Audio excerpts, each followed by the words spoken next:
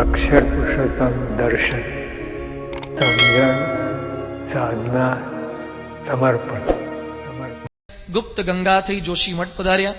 બદ્રીનાથ જવાનો એમણે પોતે સંકલ્પ કર્યો છે.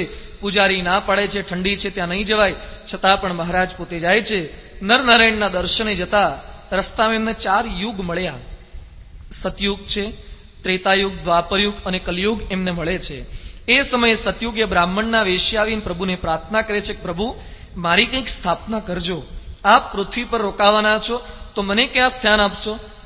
ભગવાન પોતે કહે છે કે હું તપ અને ધ્યાન એની સ્થાપના કરીશ, લોકોને માર્ગે દોરીશ. એટલે સતયુગનું સ્થાન એ છે જ્યાં તપ થતું હોય, જ્યાં લોકો ધ્યાન કરતા હોય, ત્યાં તમે આવીને રહેજો. ક્ષત્રિય વેશે ત્રેતાયુગ આવેલો હતો. એ કહે છે પ્રભુ, મારું સ્થાન ક્યાં? નીલકંઠવણી કહે છે ભવિષ્યમાં મોટા મોટા યજ્ઞ કરીશ, યજ્ઞમાં તમે આવીને રહેજો. ત્રેતાયુગમાં યજ્ઞ થાય એટલે યજ્ઞમાં તમે આવીને રહેજો.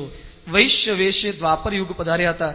એ કે મારું સ્થાન ક્યાં? એ કે છે કે મંદિરો હું કરીશ, ધર્મ સાથે ભક્તિની ઉપાસના લોકોને આપીશ, એટલે આપનું પણ એ નિશ્ચિત સ્થાન થઈ જશે.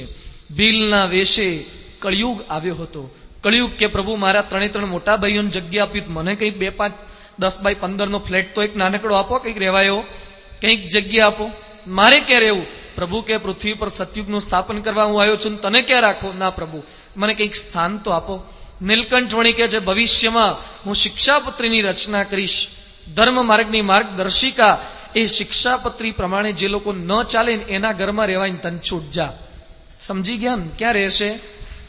જે શિક્ષાપત્રી પ્રમાણે ન વર્તે એના ઘરમાં કળિયુગને રહેવાની પ્રભુએ છૂટ આપી છે.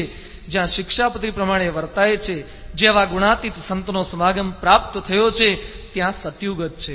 બાપા 4 વર્ષ પહેલા સારંગપુરમાં હતા અને કથા વાર્તામાં સ્વામીશ્રી 4 પ્રકારના યુગનું વર્ણન કરતા હતા. એમાં સ્વામીશ્રીએ વાત કરી કે સતયુગ હોય, ત્રેતા હોય, દ્વાપર હોય. પછી સ્વામીએ સામેથી પ્રશ્ન પૂછ્યો કે રાણા કેટલા યુગ છે? રાણા કે સ્વામી 4 યુગ. સ્વામી કે કેટલા યુગ છે ગણાવો. એમને યુગ ગણાવ્યા. પછી સ્વામીશ્રી હર્ષદ રાણાને કહે છે કે રાણા અત્યારે કયું યુગ ચાલે છે? રાણા કે સ્વામી કળયુગ ચાલે છે. એ વખતે પરમ પૂજ્ય પ્રમુખ સાંઈ મહારાજ હર્ષદ રાણાને કહે છે કે રાણા, વર્ષોથી સત્સંગમાં આવો છો, છતાં કેમ ભૂલા પડ્યા? અત્યારે ગુણાતીત પુરુષના સાનિધ્યમાં કળિયુગ કેમ હોય? અત્યારે તો સતયુગ ચાલે છે. જો બહાર ભલે ને કળિયુગ ચાલતો હોય, પણ આ પુરુષના સાનિધ્યમાં સતયુગ છે. જે ધર્મ પ્રમાણે વર્તે છે, જે ગુણાતીત સંત સાથે જોડાયેલા છે, એ કાયમ માટે સતયુગની અંદર જ રહેલા છે. પ્રભુ આવો દિવ્ય સંદેશ આપી અને માન સરોવર સંવત 1849 ની અંદર ત્યાં પધાર્યા. યાત્રા જોજો, અયોધ્યાથી પ્રારંભ કર્યો છે, પગપાળા ચાલવાનું, શિયાળાની કાતિલ ઠંડીમાં જવાનું. માન સરોવર અત્યારે આપણે જવું હોય તો એ કઠિન પડે એવી પરિસ્થિતિ છે. એની વચ્ચે વિઘ્નો વટાવતા વટાવતા એ માન સરોવર પહોંચ્યા. ત્યાં શ્વેત હંસો જોયા અને નીલકંઠવણીએ સંકલ્પ કર્યો કે આવા માન સરોવરના પવિત્ર હંસો જેવા પરમહંસ મારે બનાવ્યા છે. જે મોતીનો ચારો જેમ હંસ ચરે છે, એમ જે ભગવાનનો ચારો ચરે પણ જગતના કોઈ વિષયને ન ભોગવે, એવા પરમહંસોનું મારે નિર્માણ કરવું છે. એવો દિવ્ય સંકલ્પ પોતે ત્યાં કર્યો. ત્યાંથી વિચરણ કરતા કરતા પુલ્હાશ્રમમાં તપ કરવાની તેમની ઉત્કંઠા હતી. એટલે પુલ્હાશ્રમ બાજુ પોતે વાટ પકડે છે. રસ્તામાં બાંસી શહેર આવતું હતું. એ બાંસી શહેરની બાજુમાંથી સામે એક ઉદ્યાન હતું, બગીચો હતો. ત્યાં પોતે થોડોક સમય વિરામ કરવા માટે બેઠા. બગીચામાં ધ્યાન કરતા હતા. ત્યાં રાજાના નોકરો એ બંદૂક લઈને પોતે નીકળ્યા. બાંસી શહેરના જે કે રાજા હશે ને નોકરો બંદૂક લઈને નીકળ્યા. અને સામે નીલકંઠવણીની થોડેક દૂર પક્ષીનું જોડું એ પોતે ત્યાં આનંદ કિલ્લોલ કરતું તો પેલા એ ગોળી મારી અને પક્ષીને વિંધી નાખ્યું. આક્રંદ કરતું પક્ષીએ જમીન પર પોતે પડ્યું. નીલકંઠની આંખ ખુલી ગઈ.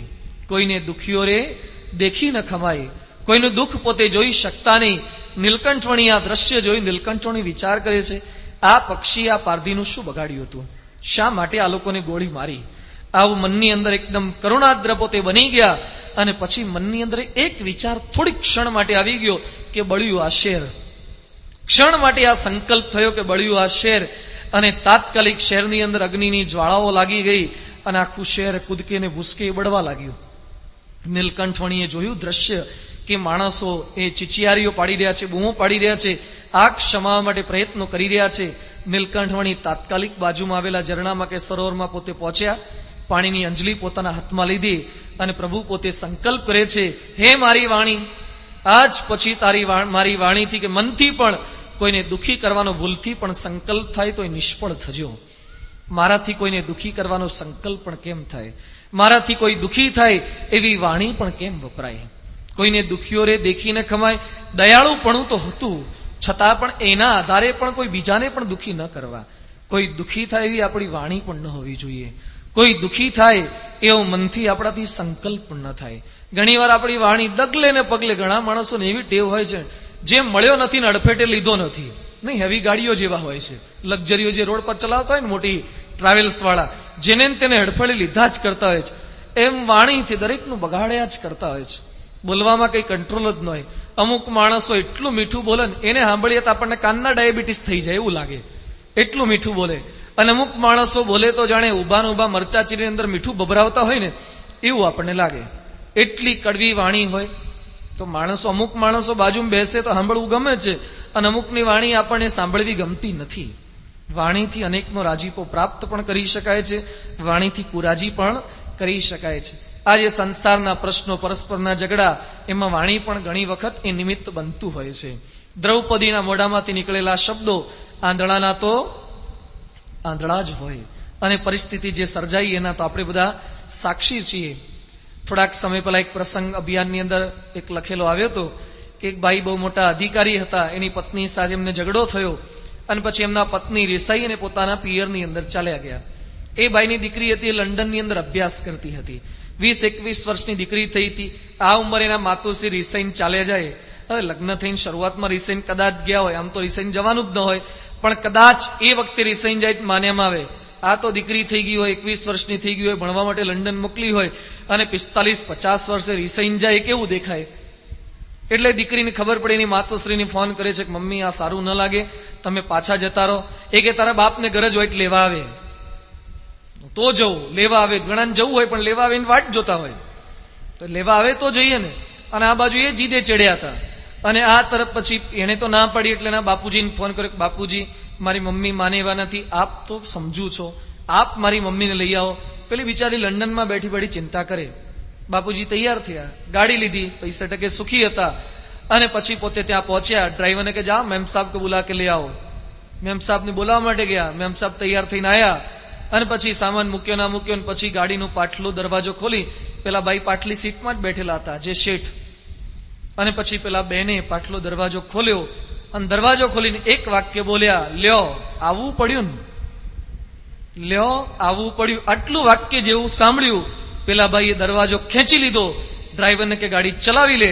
ગાડી ચલાવીને જતા રહ્યા. પેલા બેન ત્યાં રહી ગયા, હજી ત્યાં રહી ગયા, કોઈને જવું હોય તો જોવા, મૂકીને જતા રહ્યા. શા માટે આવું બોલવું પડ્યું? ગોઠવાઈ જાતો, અમથે અમથું બોલીને બગાડ્યું. હવે આયા હતા લેવા માટે, વિચારો સામે તો જતું રહેવું જોઈએ ને, તો એ સંભળાવવાની ટેવ, વારે ઘડીએ કોકને બદલો લેવાની ટેવ, આ બોલીને ઘણીવાર એ વાણી આપણું બગાડતી હોય છે. એ વાણીનો વિવેક ઘણીવાર જેને જે પ્રકારે ભગવાન સ્વામિનારાયણે વતનાવતમાં ઉલ્લેખ કર્યો, શિક્ષાવત્રીમાં પણ લખ્યું છે કે જે માણસને જે રીતે બોલાવો ગટતો હોય, ઉંમરમાં નાનો હોય પણ બુદ્ધિમાં તેજ હોય, સત્તા આવી ગઈ હોય, તેની સાથે પણ એ રીતે વ્યવહાર કરવો જોઈએ. જયલલિતાજી તામિલનાડુના મુખ્યમંત્રી હતા, અને એનો ગ્રામીણ ઉદ્યોગ પ્રધાન આર બિલ્વનાથન, એક સભા હતી અને પેલા સંચાલન કરતા હતા. આર બિલ્વનાથન એક વાક્ય બોલ્યા કે આપણા પૂર્વ મંત્રી શ્રી જયલલિતાજી ચાલુ હતા, અને ભૂલથી એનાથી એમ બોલાઈ ગયું પૂર્વ મંત્રી શ્રી જયલલિતાજીએ નક્કી કર્યું કે હું તને બતાવી દઉં હું કેમની પૂર્વ છું, અને બીજા જ દિવસે એનું ખાતું ખેંચી લીધું અને એને પૂર્વ મંત્રી કરી નાખ્યો. આમ પ્રસંગ આવ્યો હતો 2004 કે 5 સાલની અંદર, કે એક વાક્ય બોલતા સહેજ જાણપણું ચૂકાઈ જાય, અને ખોટું લાગી ગયું એમને. પૂર્વ મંત્રી કીધા એમાં જયનારાયણ વ્યાસે સહેજ બોલી ગયા કેશુભાઈની સામે, અને પછી જે સજા થઈ એના તો તમે બધા સાક્ષી હશો, જો રાજકારણનું જાણતા હશો તો. એક શબ્દ બોલી જાય કે તમે જુઠ્ઠા છો, તો બતાવી દઈએ જુઠ્ઠા કેમ ના થવાય છે. જો વાક્ય, વાણીનો વિવેક એ બહુ સાચવીને જેની તેની સાથે, દરેક સાથે બોલો, નહીં તો ઘણીવાર સત્સંગમાં હોવા છતાં પણ દુઃખ આવી શકે છે. નીલકંઠ વણી પોતાના જીવન દ્વારા આપણને આ શીખવે છે. લોકમાં કહે છે બોલે એના બોર વેચાય, 9 બોલ્યામાં 9 ગુણ, તો કરવું શું? માપનું બોલવું, હરખું બોલવું, પ્રિય લાગે એવું બોલવું. યોગી બાપા જેમ બોલતા, વાણી અમૃતથી ભરી મધુ સમી સંજીવની લોકમાં. મોટા પુરુષની આ વાણી છે, ભગવાનનો આ દિવ્ય સંકલ્પ છે. કોઈને દુઃખી પોતે કરી શકતા નથી. પ્રમુખ સ્વામી મહારાજને ચિત્રલેખાના તંત્રી હરકિશન મહેતાએ પ્રશ્ન પૂછ્યો હતો કે સ્વામી આપને કયો વિચાર ક્યારેય આવ્યો નથી પ્રમુખ સાંઈ મહારાજ શું બોલ્યા કે મને ક્યારે કોઈનું અહિત કરવાનો સંકલ્પ પણ થયો, સંકલ્પ ન થાય અહિત કરવાનો. આપણે તો લોકોને બોટલમાં પૂરીને બૂચ મારી દઈએ છે, અને અહિત થવાનો સંકલ્પ ન થાય એટલે કયા પ્રકારની વિભૂતિ હશે? કોઈના અહિતનો એને સંકલ્પ થતો જ નથી. જેમ જેમ એમની નજીક જઈએ ને એમ અમને સંતોને પણ અપાર મહિમા સમજાય છે કે કયા પ્રકારનું જીવન આ શક્ય હોય આ કળીકાળની અંદર. આટલા વિરોધીઓનો પણ ક્યારેક કોઈ પ્રકારે બુંડું થાય એવો સંકલ્પ ન કરવો. બાપા થોડાક સમય પહેલા સાંકરીમાં દિવ્ય સન્નિધિ પર્વમાં હતા, અને પછી શિબિર સમય કંઈક ભાવનગર બાજુ વાવાઝોડું આવવાનું હતું. એટલે બાપાને સંતોએ સમાચાર આપ્યા, કાર્યકર્તાએ વાત કરી, સ્વામી પ્રાર્થના કરીએ ભગવાનને, વાવાઝોડું ગુજરાત પર જે કંઈ સ્પીડે આવશે તો વર્ષો પહેલા કંડલામાં વાવાઝોડું આવ્યું, લાખો કરોડો નુકસાન થયું, નુકસાન થશે. સ્વામી કે સારું, ભગવાનને પ્રાર્થના કરીએ વાવાઝોડું ના આવે. તો કોઈક કાર્યકર બોલ્યા સ્વામી ભગવાનને પ્રાર્થના કરીએ ગુજરાત પર ના આવે ને પાકિસ્તાન પર જાય, એટલે બધા એની જાતે સીધા જ નવરા થઈ જાય, બધા નુકસાન થાય. સ્વામી કે એવી પ્રાર્થના શું કરવા, ભગવાનને પ્રાર્થના કરીએ દરિયા પર ચાલ્યું જાય અને કોઈ પણ માણસને કોઈ પ્રકારનું નુકસાન ન થાય. કોઈનું પણ અહિત કરવાનો એમને ક્યારેય સંકલ્પ થતો નથી. તો આપણા પરંપરાની ભાવના આ છે. એવા નીલકંઠ વણી પોતાના જીવનના આધારે આપણને દરેકનું હિત ચિંતન કરી રીતે કરવું, પોતાની સાથેનો હોય, દૂરનો હોય, વિરોધી હોય, છતાં પણ દરેકનું શુભ ચિંતન કરવું, એવો દિવ્ય સંદેશ આપીને પોતે આગળ નીકળ્યા. નીલકંઠ વણી વંશીપુર પધાર્યા. વંશીપુરના રાજાએ નીલકંઠ વણીને જોયા, પોતાના ઘોડા ઉપર તેઓને આરૂઢ કર્યા, સરક જાલીને પોતે પોતાના રાજ્યની અંદર લઈ જાય છે, મહેલમાં લાવ્યા, અને રાજાની રાણી અને કુંવરીઓ એ નીલકંઠ વણી જોઈ અને એની અંદર પોતે મોહ પામે છે. વર્ણીની સેવા કરવા લાગ્યા. રાણી કહે છે, બ્રહ્મચારીજી આ રાજ્ય તમારું, અમે તમારા, આ કુંવરીઓ પણ તમારી, બધાનો આપ સ્વીકાર કરી લો. જો ગૃહ ત્યાગ કર્યા પછી પ્રલોભન આવવા લાગ્યા છે, વિઘ્ન પણ આવે અને પ્રલોભન પણ આવે. ધ્યેય નિષ્ઠા કોને કહેવાય? સંકલ્પ શક્તિને ધ્યેય નિષ્ઠા યુવાનોનો જીવન મંત્ર. અધિવેશનમાં છોકરાઓ બધા હશે ને, નીલકંઠ વણીનું જીવન, એક આદર્શ કાર્યકર કેમ થવાય, આદર્શ યુવક કેમ થવાય? વિઘ્નો તો આવે, દુઃખ અને સુખ એ બંને આપણી દેહ નિષ્ઠાને ચલાયમાન કરી શકે છે. મહારાજે વતનાત્મા લખ્યું છે કે લૂક અને હિમ, માણસ બે રીતે મરી શકે. ઉનાળાની લૂક લાગે ને તોય મરી શકે, શિયાળાનો હિમાળાનો વા આવે તો પણ મરી શકે. બહુ દુઃખ આવે તોય સત્સંગમાંથી પડી શકાય, બહુ સુખ આવે તોય સત્સંગમાંથી પડી શકાય. બંને રીતે વિઘ્ન આવી શકે. તમે તમારા દેહમાંથી ચલાયમાન થઈ શકો છો, પણ વિઘ્નની વચ્ચે પણ ચલાયમાન ન થવાય. પ્રલોભન તો આવે, માણસો ઘણીવાર ભક્ત દેખાતો પણ પ્રલોભન આવે દગી જવાય. રામાયણમાં ઉલ્લેખ આવે છે કે જ્યારે રામચંદ્ર ભગવાન એ પિતાશ્રીની આજ્ઞાથી જંગલમાં પધાર્યા, કૈકેયી દ્વારા મોકલવામાં આવ્યા. ભરત પોતાના મોસાળમાં ગયા હતા, પાછા પધાર્યા. કૈકેયીએ સ્વાગત કર્યું, સરભરા કરી, બેટા તારા માટે રાજ્ય નિષ્કંટક કરી રાખ્યું છે. ભરતને ન ગમ્યું. ભરત કહે છે કે જેમાં રામ નહીં એ રાજ્યનું મારે કોઈ કામ નહીં. ભરત પોતે તૈયાર થયા. ભરત કહે છે ચાલો હું રામને તેડી લાવું, પાછો જઉં છું રામની પાછળ. અયોધ્યાના લોકો પણ તૈયાર થઈ ગયા. એ કે તમે જાઓ છો, અમે ભેગા આવીએ. રામના ગયા પછી અમને ગમતું નથી. ભરત કે ચાલો તાર આપણે બધા સાથે જઈએ. અને ભરતને બધા સાથે નીકળ્યા. રસ્તામાં ભારદ્વાજ મુનિનો આશ્રમ આવ્યો. ભારદ્વાજ મુનિએ જોયું કે રામચંદ્ર ભગવાનના ભાઈ એ પોતે નીકળ્યા છે, એમની સ્વાગત સરભરા કરીએ. ભરત કે છે મારે કંઈ જ જોઈતું નથી, છતાં પણ ઋષિની એવી દિવ્ય શક્તિ અને ચમત્કારિક શક્તિથી ઝરણા ઉભા કરી દીધા, નદીઓ બધી આવી ગઈ, સ્વર્ગની અપ્સરાઓ આવી ગઈ. વાલ્મીકી રામાયણમાં ખૂબ સરસ ઉલ્લેખ આવે છે. અને બધી સાધન સામગ્રી સગવડો ઉભી કરી દીધી. અને અયોધ્યાના એક એક પુરુષની બાજુમાં 10-10 અપ્સરાઓ એ ચરણ ચંપી કરે, એ તેલ મર્દન કરે, એ દારૂના પ્યાલા લઈને બધું પીવડાવા કરે, અને બધું જાત જાતના ફ્રૂટ જ્યુસ ને મેંગો જ્યુસ ને બધું લાવી અને પીવડાવવા માંડ્યા. આનંદ કિલ્લોલ બધાને કરાવવા લાગ્યા. ભરતજી તો કેવળ સામાન્ય ઝૂંપડીની અંદર એ નીચે પથારી કરીને પોતે સૂતા છે, રાત્રિ વિસામો કર્યો. આ બધા લોકો તો આની અંદર તલ્લીન થઈ ગયા હતા, ખાવામાં, પીવામાં, વિષય ભોગવામાં. સવાર પડ્યું, ભરતજી પોતે તૈયાર થયા કે ચાલો હવે ત્યાં પહોંચી જઈએ. ભરત જ્યારે અયોધ્યાના લોકો, જે લોકો રામને તેડવા માટે નીકળ્યા હતા, એ બધાને કીધું ચાલો આપણે રામને તેડવા માટે. એ વખતે લોકો શું બોલ્યા?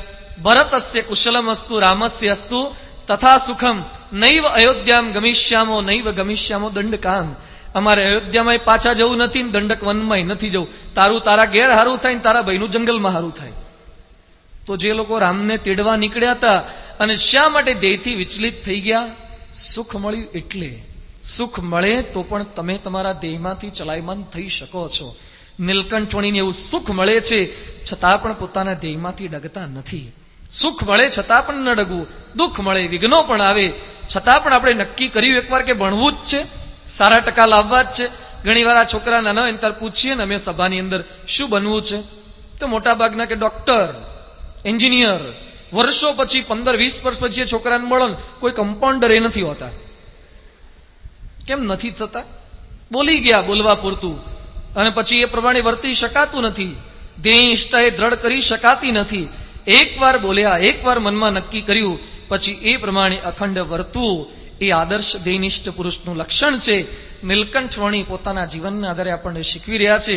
પ્રલોભન આવ્યા, નીલકંઠવણી કહે છે કે પરણવજું હોત તો ઘરે તો ચંદ્રકળા તૈયાર હતી. એના બાપુજી માંગુ લઈને આવ્યા હતા. હું આમાં પડવા માટે નથી નીકળ્યો, અનંતને એમાંથી કાઢવા માટે નીકળ્યો છું. રાણીની દીકરીઓને સદુપદેશ આપી પોતે ત્યાંથી નીકળી ગયા.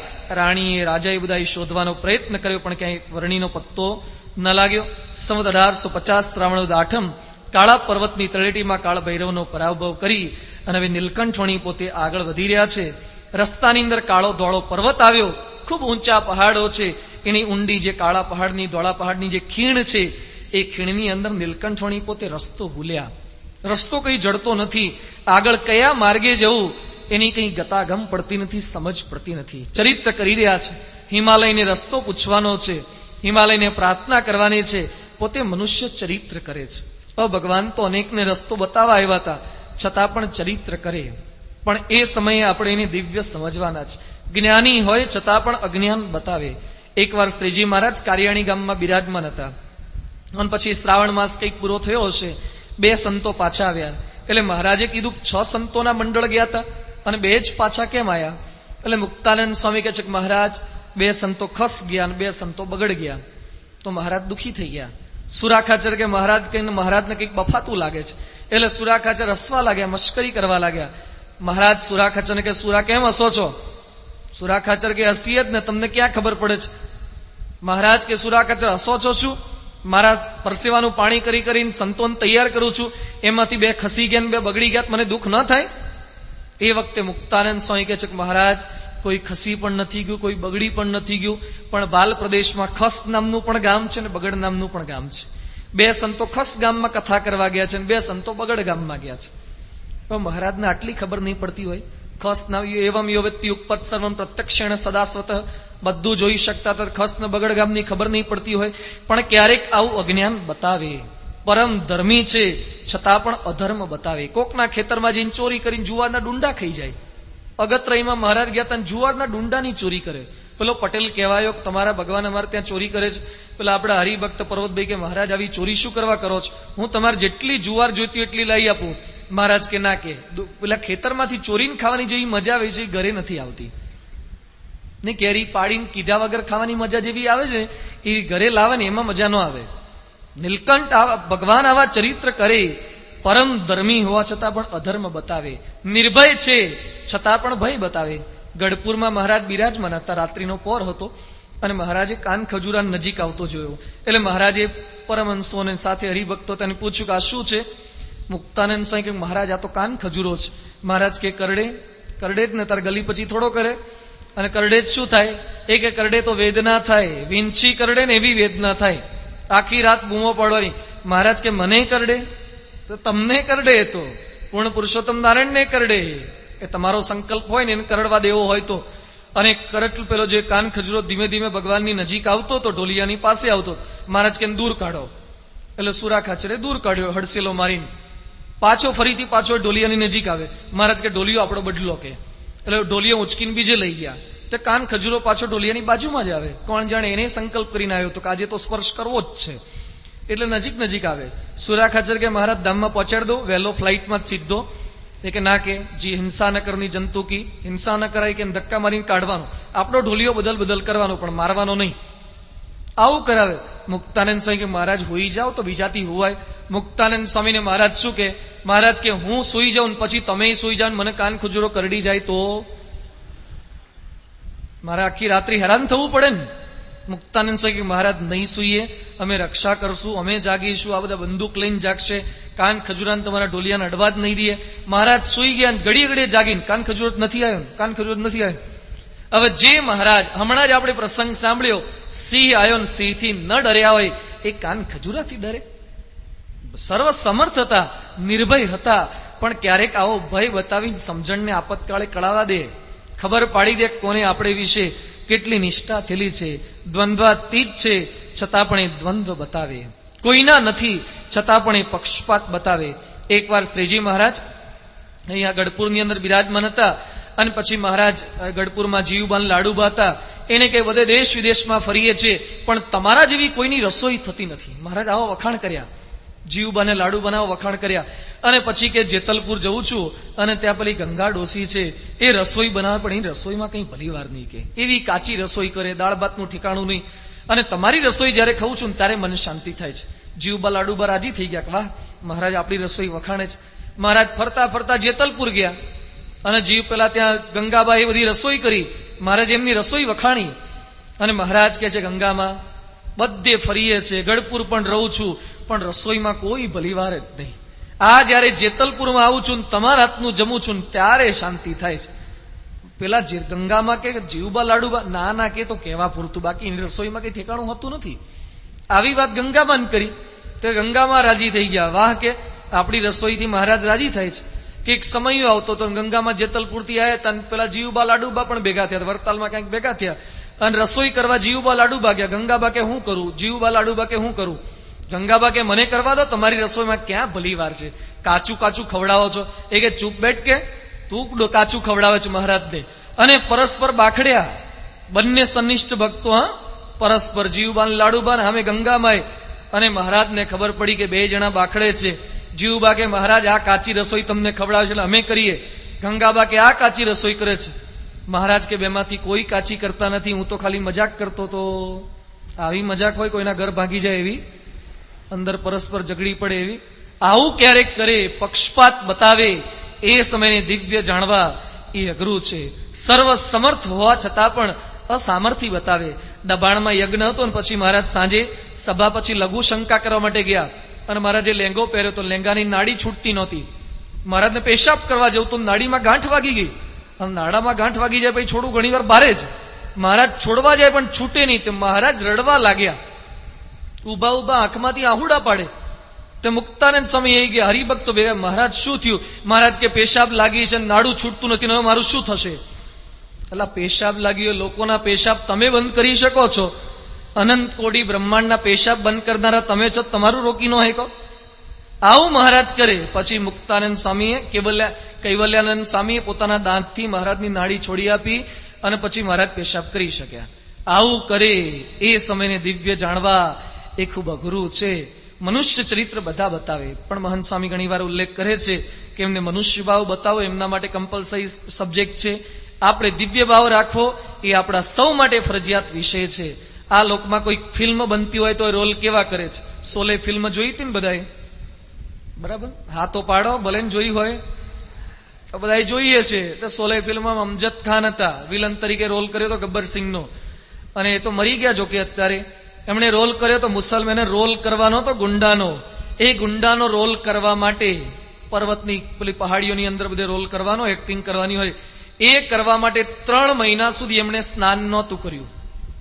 3 મહિના સુધી નાહ્યા નહોતા, તડકે ઉભા રહેતા હતા. એક કાળા માણસનો એવો ગબ્બરસિંહનો રોલ કરવા માટે.